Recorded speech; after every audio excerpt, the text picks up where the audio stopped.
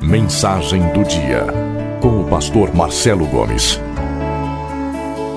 Abra sua Bíblia comigo na carta do apóstolo Paulo aos Filipenses.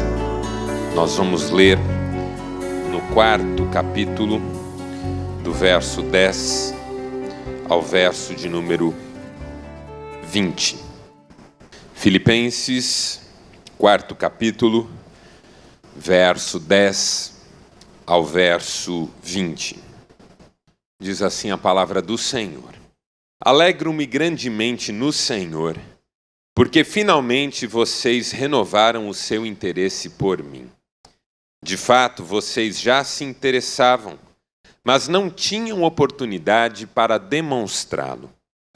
Não estou dizendo isso porque esteja necessitado, pois aprendi a adaptar-me a toda e qualquer circunstância.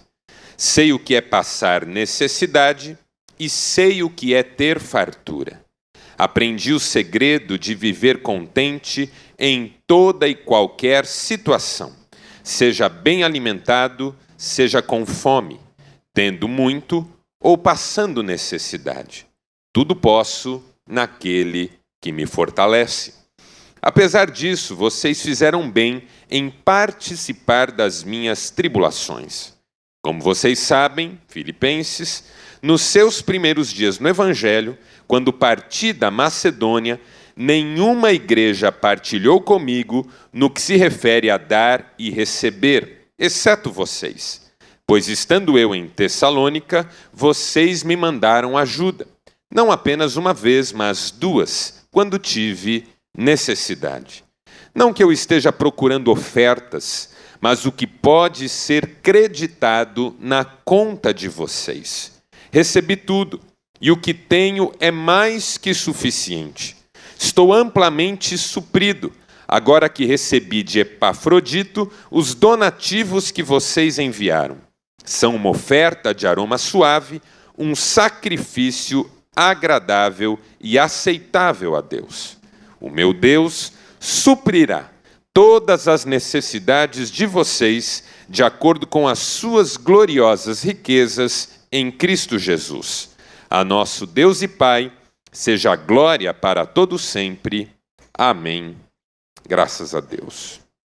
Nós vivemos num mundo em constante efervescência, um mundo em estado permanente de ebulição, um mundo em que as coisas estão sempre acontecendo e a história vai ganhando contornos e desdobramentos que até algum tempo ninguém poderia imaginar. Nós vivemos dias difíceis, em que alguns sinais dos tempos chamam a nossa atenção. O aumento da violência, por exemplo, em todo lugar, em toda parte.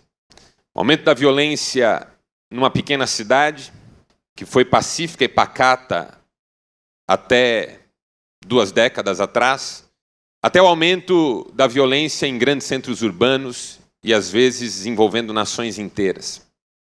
Há algum tempo eu estava dando uma palestra corporativa, tentando falar sobre o novo contexto em que nós vivemos. E eu fiz 2 afirmações que eu acredito são muito importantes. A primeira é que nós vivemos num mundo cada vez menor. Não de um ponto de vista geográfico. Não é que os espaços ficaram menores. Mas de um ponto de vista do encurtamento das distâncias. Nós vivemos num mundo em que os acessos foram facilitados em ampla escala. Por exemplo, há alguns anos era muito difícil conhecer alguém que tivesse conhecido ou viajado para a China. Hoje é muito comum, em alguns ambientes, conhecer pessoas que já foram para a China mais de uma vez. Tem gente que vai uma vez por ano e tem negócios e está sempre passando por lá. Estados Unidos, por exemplo, houve uma época em que era gente muito rica e de um ambiente muito restrito que podia viajar para os Estados Unidos. Hoje, na nossa igreja, nós temos muitas pessoas que já foram para lá, seja por questões de negócio, seja por questões de turismo, passeio. E mesmo quem não pode ir também tem acessos facilitados. Porque nós temos a internet, nós temos os meios de comunicação. Nunca vou esquecer de uma célula que eu fui visitar o ano retrasado, que fez a reunião daquele dia em videoconferência com o missionário que a célula mantém em oração no país em que ele está trabalhando. E nós fizemos a reunião da célula, e o missionário participou da reunião da célula, contando testemunhos, contribuindo com os debates, através da tela do computador. As distâncias foram diminuídas. O fenômeno da globalização. O que tem lá do outro lado do mundo tem aqui também. O que tem aqui tem lá do outro lado do mundo. E coisa boa está espalhada pelo mundo inteiro. E coisa ruim está espalhada pelo mundo inteiro. E a segunda afirmação que eu fiz é que, se por um lado o mundo ficou menor, no modo como nós o experimentamos, por outro ele ficou mais cheio, porque os mesmos espaços são disputados por todo mundo. Todo mundo quer as mesmas coisas. Todo mundo quer estar nos mesmos lugares. E para onde você vai, você encontra muita gente. Houve uma época em que uma cidade como a nossa tinha um trânsito tranquilo. Hoje já é possível que você perca a paciência no trânsito de uma cidade como a nossa. Cidades menores. Fui visitar uma cidade de 30 mil habitantes e, conversando com o irmão que me hospedava, perguntei para ele como é que era a vida na cidade. Ele disse: já foi melhor. Hoje o trânsito está impossível. Tão interessante. A fila para tudo. O trânsito é uma fila de gente querendo passar com o carro. Você vai numa padaria, tem fila enorme. Vai numa farmácia, tem fila. Você vai num cinema, tem fila. O outro está em toda parte. Deseja as mesmas coisas que você deseja.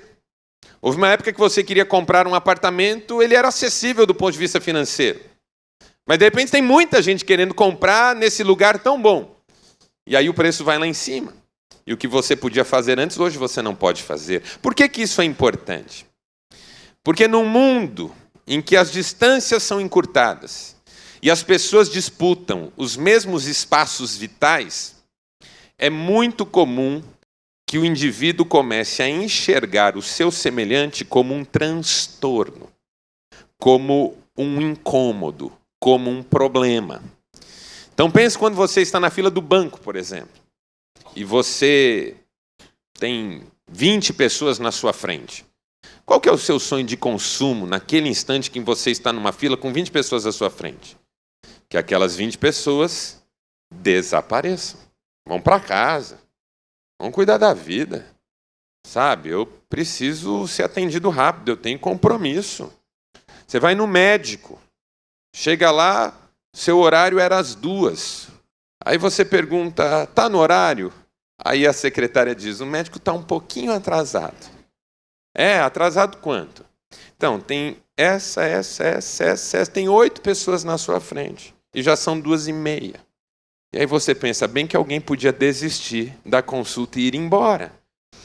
E esse pensamento de que o outro ausente facilitaria a minha vida, para migrar para o desejo de que o outro realmente desapareça, e para migrar do desejo de que o outro desapareça para o desejo de fazer o outro desaparecer, são passos. E essa é uma das questões sociológicas que estão ligadas ao aumento da violência.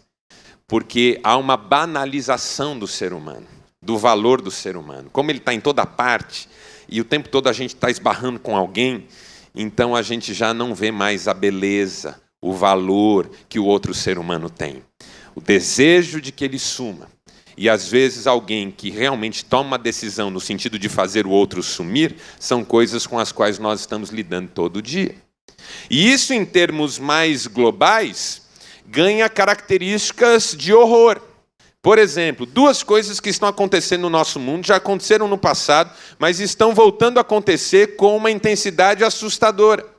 Primeiro, o aumento dos conflitos étnicos, porque os povos já não estão mais se suportando.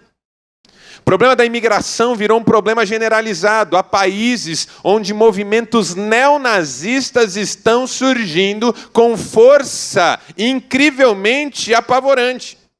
Porque não bastasse o outro, que mora aqui, que nasceu aqui, que é daqui, ainda a gente tem que aguentar o outro que vem para cá, para também lutar pelos mesmos espaços que a gente está lutando. Então, esses conflitos étnicos estão aumentando no mundo inteiro. São nações que não toleram mais os imigrantes, são tribos que guerreiam com outras tribos pela posse dos mesmos territórios, genocídios se repetindo no mundo.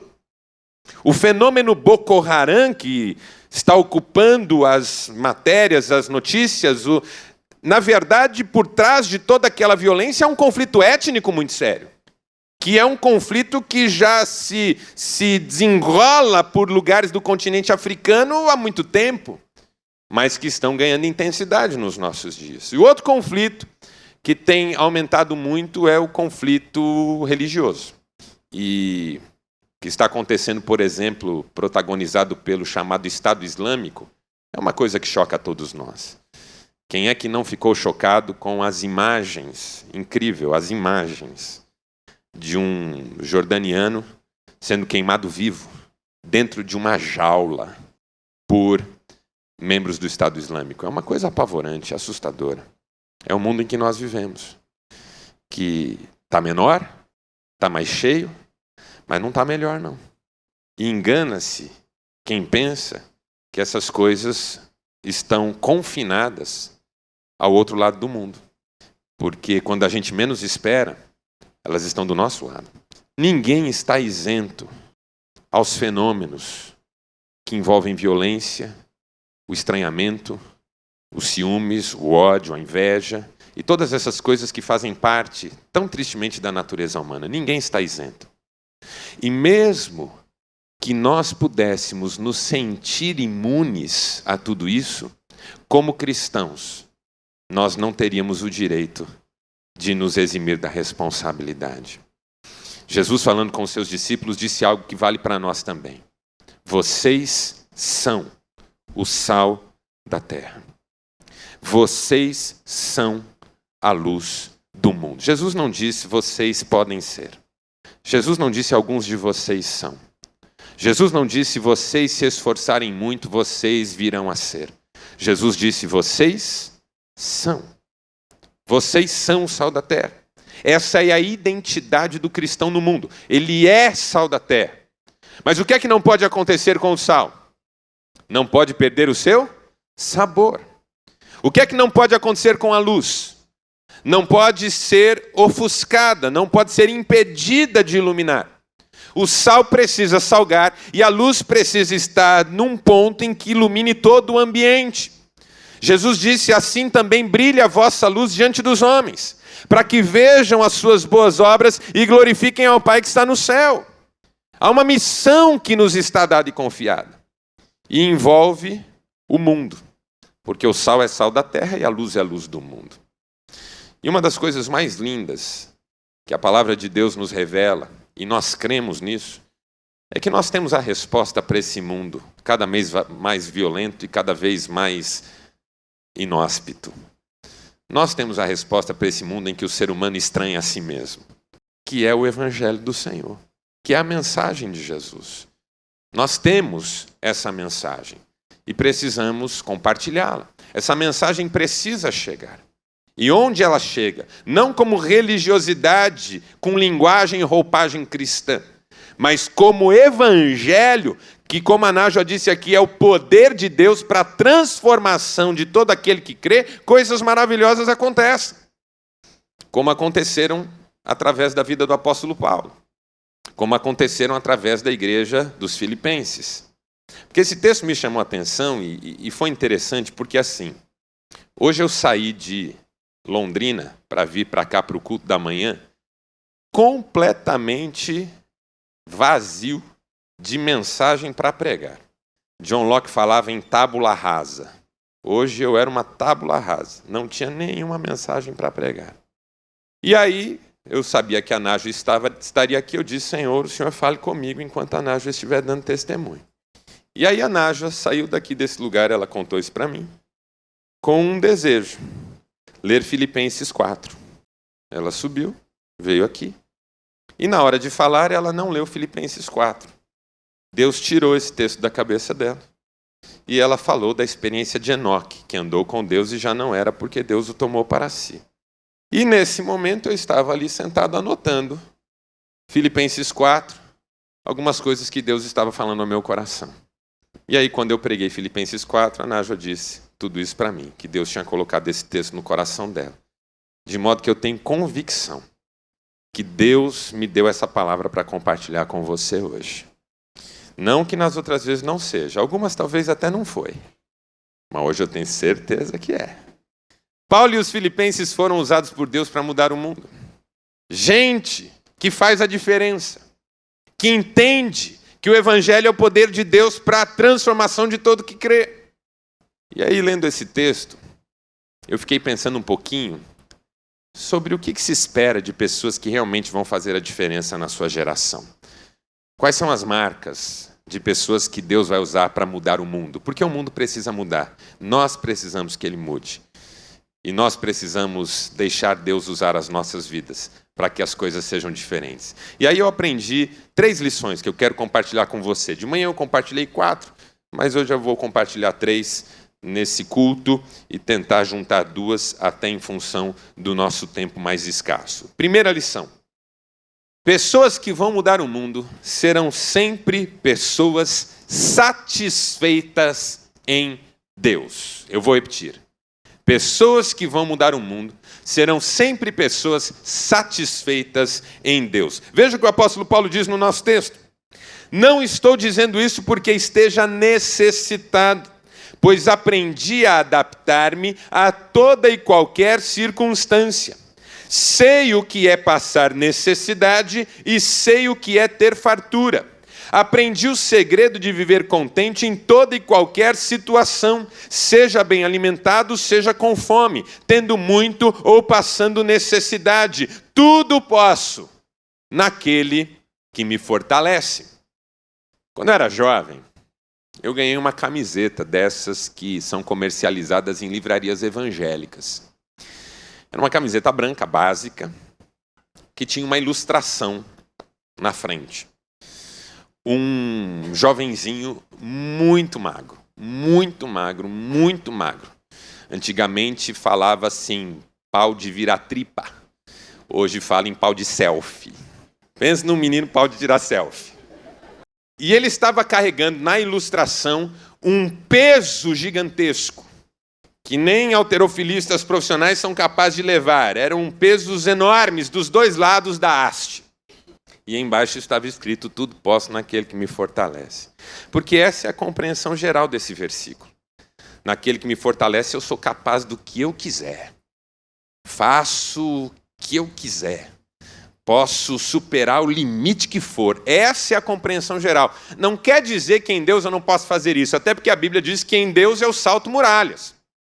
Mas é que esse versículo tem uma outra conotação. O apóstolo Paulo está dizendo, eu posso passar necessidade, eu posso passar fome, eu posso passar tribulação, eu posso ser perseguido, eu posso enfrentar uma crise, eu posso ter um problema na minha família, eu posso ser acometido pelo drama da enfermidade, eu posso encarar o que quer que Deus permita que eu encare, porque eu posso todas as coisas naquele que me fortalece. O que é que isso significa na prática? Que quando Deus é uma realidade na nossa vida, as circunstâncias não têm o poder de roubar-nos a alegria da fé. Tudo posso naquele que me fortalece significa não importa o que eu estou passando, maior é Deus. Maior é Deus. É Abacuque dizendo, ainda que a figueira não floresça, ainda que não haja fruto na vide, ainda que o produto da oliveira minta, não haja gado no curral e nem mantimento na despensa, eu me alegrarei no Senhor e exultarei no Deus da minha salvação. É isso que Paulo está dizendo, que Deus lhe basta, que Deus é suficiente. E um dos pontos que interferem no aumento da violência e do estranhamento de uns para com os outros é o fato de nós estarmos produzindo uma geração cada vez mais insatisfeita de tudo. Então nós temos 2 problemas em relação ao outro. Primeiro, que ele está no caminho entre nós e aquilo que nós queremos ter que não temos ainda. E segundo, que às vezes ele tem o que nós não temos e é para nós objeto de inveja. Então eu tenho raiva do outro, porque o outro se realiza naquilo que não está à minha disposição. Então eu tenho raiva, por exemplo, do sujeito que ganha um monte de dinheiro no comércio dele e eu estou aqui passando um maior aperto com o meu. E eu acho muito injusto que uns caras cretinos que tem por aí estejam nadando de braçada na vida e eu aqui passando esse apuro todo. E aí eu começo a sentir coisas pelo outro, muito ruins, porque no fundo eu não me sinto feliz. Não me sinto feliz com quem eu sou diante de Deus. Me sinto a caminho de uma felicidade que nunca chega e que tem o outro sempre no meu caminho servindo de obstáculo. Então o jovenzinho que mata o outro jovenzinho para tirar-lhe o tênis, não está só querendo um tênis, mas está querendo eliminar do seu caminho e da sua frente aquele que é o detentor do tênis e de uma vida de acessos e felicidade a que ele não tem tido direito. Então aqui em Maringá mesmo, um jovem matou o outro por causa de um tênis, mas antes de matar o outro disse assim: você é filhinho de papai e merece morrer. Por que ele disse isso? Porque ele sente isso.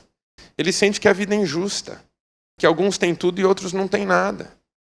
E aí nós vivemos numa época que fica o tempo todo tentando nos convencer que nós não temos nada. Que o que a gente tem não presta, porque já saiu uma coisa melhor que a gente precisa ter. E a propaganda existe para isso, para dizer para você que a sua vida não é boa até que você consiga ter isso com você. E ninguém tem tudo o que quer. Uma geração de gente infeliz, endividada. Por quê? Porque nada basta. Pessoas que Deus vai usar para mudar o mundo, em primeiro lugar, são pessoas que estão absolutamente satisfeitas em Deus. Que entendem que de Deus vem a sua provisão. Que Deus é o maior bem que pode haver para a vida de alguém. Que quem tem Deus tem tudo. Como na frase do C.S. Lewis, citando um velho escritor. Aquele que tem Deus e tudo mais, não tem nada mais do que aquele que só tem Deus. Eu gosto demais dessa frase, porque ela é verdadeira. Uma pessoa que tem Deus e tudo mais, carro, casa, roupa bonita, viagem para o exterior, o que quer que seja, não tem nada mais do que aquele que só tem Deus. Porque Deus é tudo. Paulo está dizendo isso, eu posso tudo naquele que me fortalece. Então eu sei passar necessidade e sei ter fartura. Eu sei passar tribulação e sei estar num mar de rosas. Eu sei viver porque Deus é tudo na minha vida. Aprendi a estar contente em toda e qualquer situação. Tem gente que não está contente nem na praia. Morre, irmão. Essa casquinha de siri não está boa. Vai ver sonso. Reclama de tudo. Quando a gente estabelece que gente que vai mudar o mundo é gente satisfeita em Deus, estão excluídas do projeto imediatamente pessoas murmuradoras, reclamonas, queixosas, críticas no limite da exaustão, agressoras, que só veem defeito nas outras pessoas, que procuram problema em tudo que lhes vem à mão, que não conseguem agradecer por nada. Irmãos do céu, nós temos tudo, porque nós temos a Cristo. Nós temos tudo porque nós temos a Cristo. Segundo, pessoas que vão mudar o mundo, pessoas generosas, pessoas satisfeitas em Deus e pessoas generosas. E a generosidade será a consequência sempre da satisfação em Deus. Veja o que Paulo diz: apesar disso, vocês fizeram bem em participar das minhas tribulações. Como vocês sabem, filipenses, nos seus primeiros dias no Evangelho, quando parti da Macedônia, nenhuma igreja partilhou comigo no que se refere a dar e receber, exceto vocês. Vocês me mandaram ajuda não apenas uma vez, mas duas, quando tive necessidade. Eu queria chamar a sua atenção aqui para essa expressão no que se refere a dar e receber. Porque nesse mundo de estranhamentos generalizados, o princípio do dar e receber foi substituído pelo princípio do comprar e vender. O princípio do comprar e vender é um princípio não baseado no afeto das relações, mas no valor monetário das coisas. Então, por exemplo, até numa relação de troca, a troca envolve um valor que precisa encontrar correspondência nos dois lados da troca. Eu tenho um carro que eu não quero mais, Vou trocar com você, porque você quer o meu carro. E eu quero o carro que você tem, porque ele vai me servir melhor. A gente vai trocar, mas essa troca não é assim, troca. Tem um valor aí. Então o meu vale 50, o seu vale 30. Então não é a gente troca, você tem que me voltar 20. Porque nós não estamos falando mais de necessidades e realizações, nós estamos falando de dinheiro. Dinheiro. É um mundo em que tudo tem preço, tudo tem custo. Não existe almoço grátis. Tudo tem um custo e esse custo tem que ser pago. Um dos símbolos dessa nossa geração são aqueles quiosquinhos de shopping center que você passa pelo lado dele e alguém fala assim, vem cá tirar uma revista cortesia. Aí você diz, não, obrigado. Diz, não, venha de graça. Ah, eu sei que não é de graça. Isso custa caríssimo. Melhor comprar na banca do que pegar a sua aí. Tudo tem um preço embutido. E se eu estou envolvido numa transação que envolva alguma coisa, eu preciso ter clareza que eu não estou saindo perdendo. Então vamos trocar o prato de comida aqui que está na nossa frente. Eu vou ficar com o seu, que eu achei o seu mais bonito, você vai ficar com o meu, que você achou o meu mais bonito. Mas peraí, não dá, porque eu paguei 30 no meu e você pagou 20 no seu. Essa sensação de prejuízo que a gente carrega com a gente em tudo que a gente faz. Compra um produto numa loja de um irmão, sai de lá feliz da vida, passa numa outra vitrine, na outra vitrine está R$5 a menos. A gente sente que o irmão lesou a gente. Amaldiçoa o irmão. Eu nunca mais compro coisa de crente nessa vida. O que eu estou querendo dizer com isso? Que nesse mundo em que a regra acompanha o comprar e vender, o privilégio do dar e receber cada vez mais tem desaparecido. O gesto da generosidade, olha, isso era meu, mas Deus mandou eu dar para você. Ah, mas o que eu tenho que fazer em troca? Nada, eu estou só obedecendo aquele que é dono de tudo que eu tenho. E isso vai se perdendo no processo. As pessoas vão ficando cumulativas, pouquíssimo generosas. O dar e receber, Paulo está reclamando disso lá na época dele, porque ele diz assim, quanto ao dar e receber, nenhuma igreja partilhou comigo, só vocês. Então é um mundo em que faz muito tempo que o dar e receber saiu de cena, em que tudo é mensurado, e no final tem que fazer balanço. E ai de mim se achar que sair no prejuízo. A liberalidade, a generosidade, a participação no projeto de Deus, voluntariamente. Está aqui, ó, a generosidade do meu tempo. Eu quero... Tempo não é dinheiro. Tempo é dinheiro no inferno. Porque na perspectiva da eternidade, nós temos tempo. E o valor dele não é monetário. É espiritual. Então a mordomia do meu tempo, a generosidade do meu tempo, a generosidade dos meus recursos, a generosidade das minhas capacidades. Eu quero dar de mim mesmo, dar do que eu tenho, porque nada é meu, tudo é do Senhor. Somos mordomos. E o apóstolo Paulo escreveu assim, o que se requer de um despenseiro. Quem é o despenseiro? É o que cuida do mantimento alheio. O que se requer de um dispenseiro é que seja encontrado fiel. E terceiro, para terminar. Gente que vai mudar o mundo. Gente absolutamente dependente de Deus e confiante. Veja como Paulo continua essa conversa. Não que eu esteja procurando ofertas, mas o que pode ser creditado na conta de vocês. Primeiro ponto que eu quero destacar nesse último tema nosso é o seguinte. Paulo está usando aqui uma linguagem bancária. Há uma conta, ele diz. Há uma conta. Onde créditos são feitos. E essa conta é de vocês. Para cada gesto tomado aqui, Deus toma uma decisão lá e acredita esse gesto lá na conta que você tem. Qual que é o pano de fundo disso? Onde é que Paulo está buscando essa ideia? Primeiro, ele está se apoiando num provérbio da Bíblia Sagrada. Que provérbio é esse? Muita gente acha que é um ditado popular, mas não é um provérbio. Provérbio bíblico. Quem dá aos pobres, empresta a Deus. Isso está na Bíblia. Por quê? Porque, na verdade, na sabedoria bíblica, quando você é generoso, a ação da generosidade ela tem como motivo principal Deus.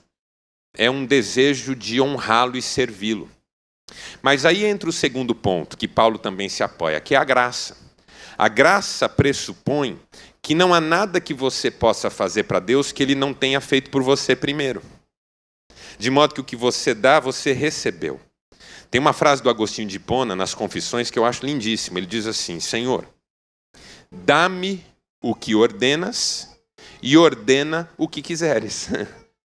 Esse é o princípio da graça. Que a fé não exige de você nada que Deus não tenha te dado condições para fazer. Então, quando você faz, primeiro a origem do que você faz é Deus, porque Ele que te deu as condições. E à medida em que você faz, o fim disso é Deus de novo, porque Ele vai te dar isso como recompensa espiritual. E aí isso fica mais claro na sequência do nosso texto, quando Paulo diz assim: o meu Deus suprirá todas as necessidades de vocês, de acordo com as suas gloriosas riquezas em Cristo Jesus. Então não é mais só lá, mas é aqui também. E por isso a dependência de Deus. Porque quanto mais eu me entrego, quanto mais eu me dou, tanto mais o Senhor me abençoa. Porque é Deus quem cuida de mim. É Deus quem cuida de mim. Milagres, segundo C.S. Lewis, no livro chamado Milagres, tem tudo a ver com martírio, sacrifício e entrega.